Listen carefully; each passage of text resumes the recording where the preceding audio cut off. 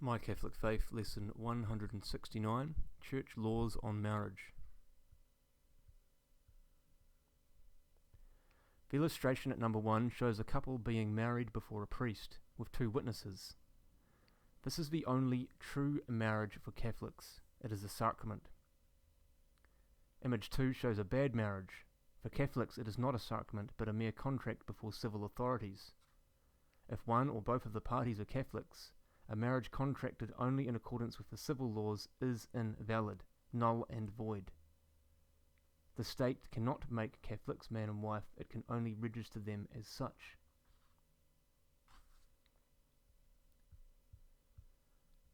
Why has the Catholic Church alone the right to make laws regulating the marriages of baptised persons? The Catholic Church alone has the right to make laws regulating the marriages of baptised persons, because the Church alone has authority over the sacraments and over sacred matters affecting baptised persons. The Church alone has authority over holy matters. The Church is the guardian, the custodian of the sacraments, the means of grace for men. On this account, the Church must safeguard these sacraments. God assigned to secular governments the duty to administer material things, but to his Church he gave power and authority over spiritual matters. Render therefore to Caesar the things that are Caesar's, and to God the things that are God's. Marriage is not only a sacrament, but also a contract. The Church, therefore, may interfere with this contract by laying down laws, just as the civil government rules certain civil contracts binding or null. What authority has the state regarding the marriages of baptised persons? Regarding the marriages of baptised persons, the state has the authority to make laws concerning their effects that are merely civil. The state may make laws about the aspects of marriage that are purely material, such as laws regarding the filing of a marriage contract, laws about the conjugal property, laws about income tax exemptions according to the number of children a married couple have. What therefore God has joined together, let no man put asunder. By these words, Christ our Lord restored marriage to its original unity and indissolubility, so that there is no power on earth that can dissolve a marriage that has been validly contracted and consummated. The civil divorces granted by the state to Christians, giving them a right to remarry, cannot be recognized by the Church. The state has no right to legislate in contradiction to the divine law.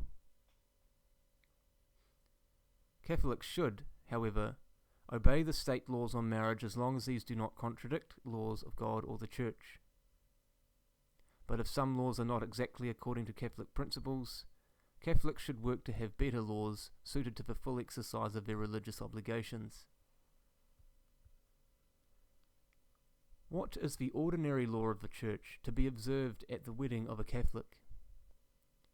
The ordinary law of the Church to be observed at the wedding of a Catholic is this: a Catholic can contract a true marriage only in the presence of an authorized priest and 2 witnesses. The laws of the Church require a Catholic to be married in the presence of the parish priest or the bishop of the diocese or a priest delegated by either of them, and before 2 witnesses. Catholics are absolutely prohibited from contracting marriage except before a priest of the Church and 2 witnesses. In danger of death, marriage may be contracted validly and licitly before 2 witnesses, if the parish priest or his delegate cannot be had without grave difficulty. Even if there is no danger of death, the same may be done, provided it is foreseen that the above condition will last for a month.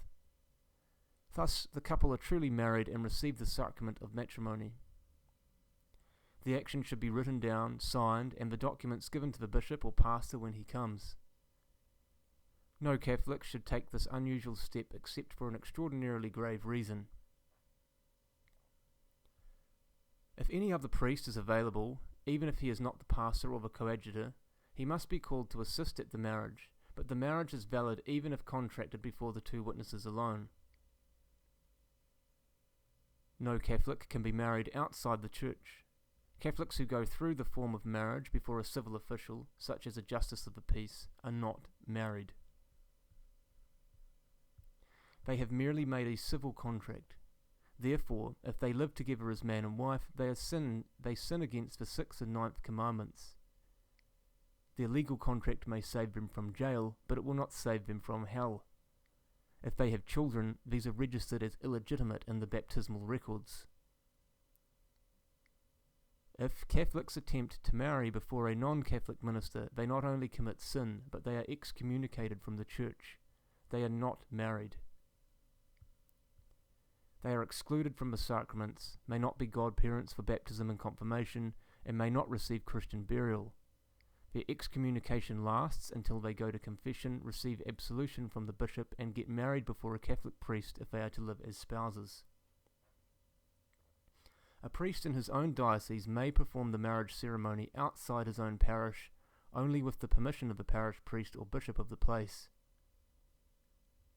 A Catholic who has dwelt within the limit of a certain parish for a month is considered as belonging to it, also if he has a real place of abode in it with the intention of remaining. When does the Church declare a separation of a validly married couple? The Church declares a separation of a validly married couple for very grave cause, such as adultery, heresy, threats on the life of either, etc. The separation declared by the Church does not cut the valid marital bond. Neither of the parties may marry again till the death of the other. Should the cause cease, they must live together again. The wronged party should obtain the sanction of the bishop before separation. The need of separation will rarely arise when both husband and wife are good practical Catholics who seriously considered the responsibilities of matrimony before embarking upon it, and who did so with prayer and the blessings of the Church. Who has trusted in God and found him deaf to supplication?